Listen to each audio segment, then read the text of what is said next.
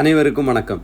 நம்ம இன்னைக்கு ஆடி மாத சிறப்புகளை பற்றியும் அதனோட வழிபாடுகளை பற்றியும் அதனால் கிடைக்கும் பலன்களை பற்றி நம்ம இன்னும் பார்க்கலாம்.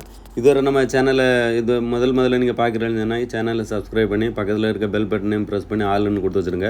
அப்போ தான் போடக்கூடிய வீடியோவில் உங்களை வந்து சேர நம்ம இன்னும் நேர வீடியோக்குள்ளே போயிடலாம். இப்போ வந்து வருஷத்தை ஒரு வருடத்தை பஞ்சாங்க முறைப்படி பார்த்தா முதல்ல 2 வகைகளாக பிரிக்கிறாங்க. முதல்ல 6 மாதத்தை அயனம் என்றும் அடுத்த இருக்க 6 மாதத்தை வந்து தட்சாயன புண்ணிய காலம்னு சொல்லி பிரிக்கிறாங்க. முதல் 6 மாதமாக அயனம் முடிந்து தட்சாயன புண்ணிய காலம் தொடங்கும் நாள் தான் ஆடி. ஆடி முதல் நாள் முதல் மார்கழி கடைசி நாள் வரை இருப்பது தட்சாயனம் புண்ணிய காலம். இந்த ஆடி மாதம் அமாவாசை என்று சூரியன் வடக்கு திசையிலிருந்து தெற்கு நோக்கி பயணிக்க ஆரம்பிக்கும். இந்த ஆடி முதல் மார்கழி வரை 6 மாதம் சூரியன் வடக்கு திசையிலிருந்து தெற்கு திசை வரை சுற்றி முடித்திருக்கும். தமிழ் மாதங்களிலே மிகவும் சிறப்புக்குரிய மாதமாக இந்த ஆடி மாதம் இருக்கிறது. இந்த ஆடி மாதம் வந்து அதாவது தீமைகளை அளிக்கும் தெய்வமாக கருதப்படக்கூடிய நம்ம கால பைரவருக்கு உரிய தேய்பிறை அஷ்டமி நாளில் தான் இந்த ஆடி மாதம் துவங்குகிறது, 17ஆம் தேதி. இந்த ஆடி மாதத்தில் வந்து எல்லா நாட்களும் சிறப்புக்குரியது என்றாலும் அதில் குறிப்பாக இந்த ஆடி வெள்ளி ஆடி செவ்வாய் ஆகியக்கிழமை மிகவும் சிறப்புக்குரியதாக கருதப்படுகிறது. அதுபோல் இந்த வகையில் வந்து இந்த மாதம் அதாவது இந்த வருஷம் இந்த ஆடி மாதத்தில் மொத்தம் 5 வெள்ளிக்கிழமை இருக்குது, 4 செவ்வாய்க்கிழமைகளும் இருக்குது. அது பெரிய விசேஷம். ஆடி மாதத்தில் அனைத்து அம்மன் கோயில்களிலும் கிராம காவல் தெய்வ கோயில்களிலும் சிறப்பு பூஜைகள் நடத்தும் திருவிழா எடுத்தும் பக்தர்கள் கொண்டாடுவது வழக்கம். அதாவது இந்த ஆடி மாதம் முதல் தேதியிலிருந்தே பண்டிகைகள் தான் இருக்கும். அதாவது முதல் நாள் ஆடி முதல் நாள் என்ன பண்டிகைன்னு கேட்டால் தேங்காய் சுடும் பண்டிகை அப்படி என்று ஒரு பண்டிகை இருக்கிறது. அதாவது இந்த புதுமண தம்பதிகளை இந்த ஆடி 1ஆம் தேதி பிரித்துருவாங்க. ஏன்னு சொன்னாக்கி ஆடி மாதம் பெண்கள் கருவுற்றால் வந்து 10ஆவது மாதம் சித்திரை மாதம் குழந்தை பிறக்கும். அது குழந்தைக்கு ஆகாது வெயில் காலம் அப்படிங்கிறதுக்காக பிரித்துருவாங்க. அந்த கணவர்கள் புதுமண தம்பதிகள் ஒற்றுமைக்காகவும் அதாவது விவசாயம் செழிக்கவும் இப்படி பல ஐதீகங்கள் இருக்குது. அதுக்காக முதல் நாள் கொண்டாடப்படுவது தேங்காய் சுடும் பண்டிகைன்னு சொல்லிட்டு ஒரு பண்டிகை இருக்குது.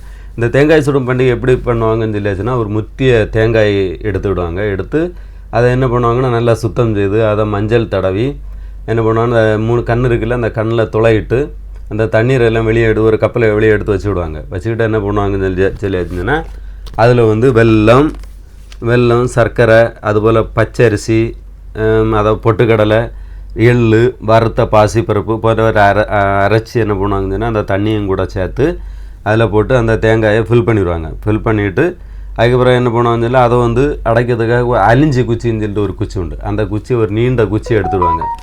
நீண்ட குச்சியை எடுத்து ஏன்னா அந்த அலிஞ்சி குச்சியும் மூலிகை மருத்துவம் உள்ளது.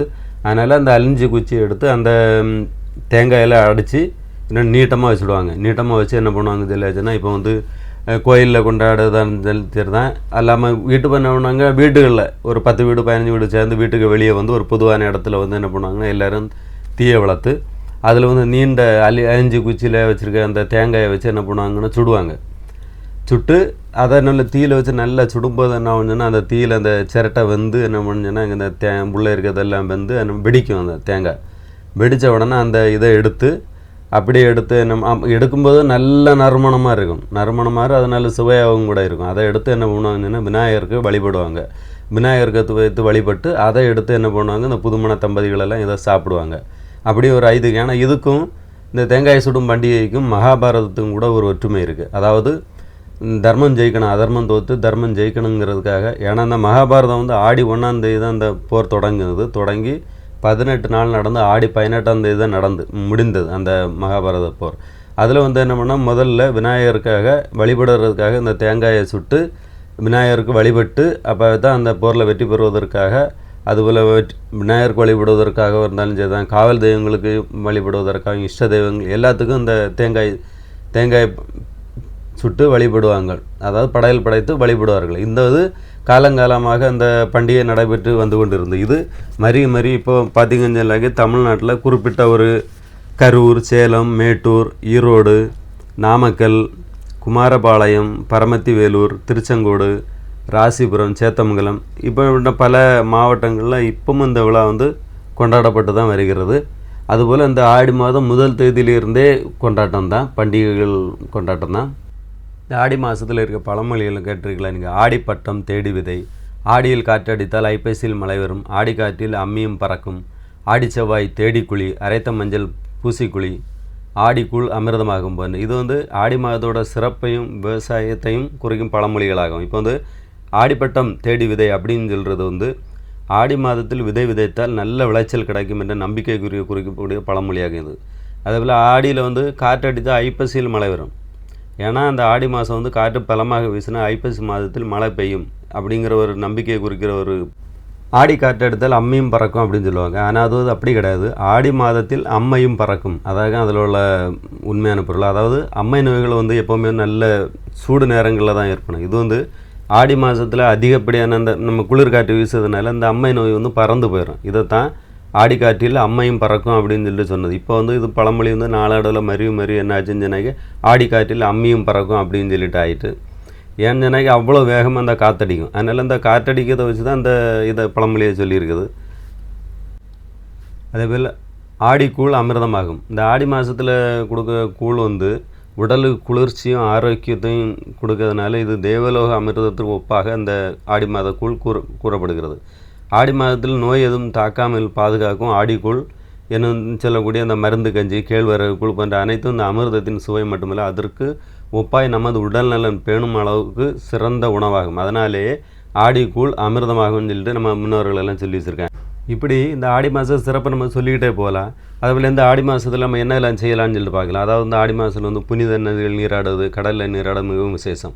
அதுபோல் இந்த முதல்ல சொன்ன போல் அமாவாசையில் வந்து நம்ம முன்னோர்களுக்கு திதி கொடுக்கணும், அது எல்லாருக்கும் தெரியும். அதுபோல் இந்த அமாவாசையில் வந்து விரதம் இருக்காத யாராக இருந்தாலும் சரி தான் இந்த ஆடி அமாவாசை முதல் விரதம் துவங்கி முன்னோர்களுக்கு தர்ப்பணம் அளிக்கிறதால வந்து பித்ருதோஷம் இருந்தாலும் அது விலகிடும். அதுபோல் இந்த மாதத்தில் வந்து சுக்லபட்ச அதாவது வளர்பிறை தசமியில் திக்தேவேதா விரதம் இருக்கிறது நல்லது. இப்படி விரதம் இருந்து வணங்கினோன்னா நமக்கு நினைத்ததெல்லாம் நடக்கும். அதுபோல் இந்த குறிப்பாக இந்த ஆடி செவ்வாய்க்கிழமையில் வந்து அம்மன் கோயிலில் வந்து எலுமிச்சம்பழ விளக்கு ஏற்றினால் வந்து ரொம்ப அதிக பலன் கிடைக்கும். அதாவது வளர்பிறை துவாதசி துவங்கி கார்த்திகை மாத வளர்பிறை துவாதசி வரை ஒவ்வொரு மாதமும் பெண்கள் துளசிக்கு பூஜை செய்து வழிபட்டு வந்தால் நினைத்தது நடக்கும், வீட்டில் அனைத்து செல்வங்களும் சேரும் அப்படிங்கிறது ஒரு ஐதீகம்.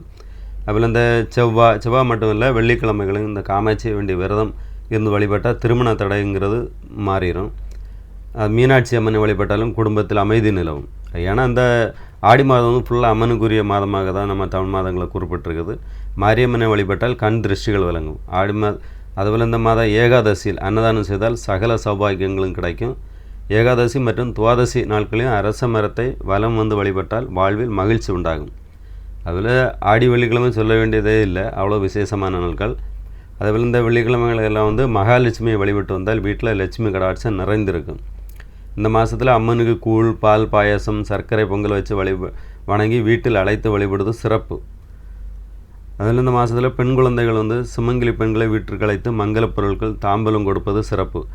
இப்படி அதுபோல் பௌர்ணமியில் சிவபெருமானுக்கு திருட்டுப்பால் அபிஷேகம் செய்து மூங்கில் அரிசி பாயசம் படைத்து வழிபட்டால் சிவபெருமானின் அருள் கிடைக்கும், அது பகை விலகும். இப்படி வந்து ஆடி மாதத்துக்கு சிறப்பில் நம்ம சொல்லிக்கிட்டே போகலாம். அதுபோல் ஆடி மாதத்தில் பிரதோஷம், ஏகாதசி, திருவோணம் இப்படி எல்லா இதுவுமே சிறப்புக்குரியது. அதனால் எல்லோரும் இந்த ஆடி மாதத்தை தவற விடாதவர்கள் எல்லோரும் இது போல் சொன்னது போல் நீங்கள் விரதம் இருந்து வழிபட்டு இறைவனை வழிபட்டு சகல சௌபாகியங்களும் பெறுவீர்களாக. இந்த வீடியோ உங்களுக்கு பிடிச்சிருக்கோன்னு நம்புகிறேன். பிடிச்சிருந்தால் லைக் பண்ணுங்கள், ஷேர் பண்ணுங்கள்.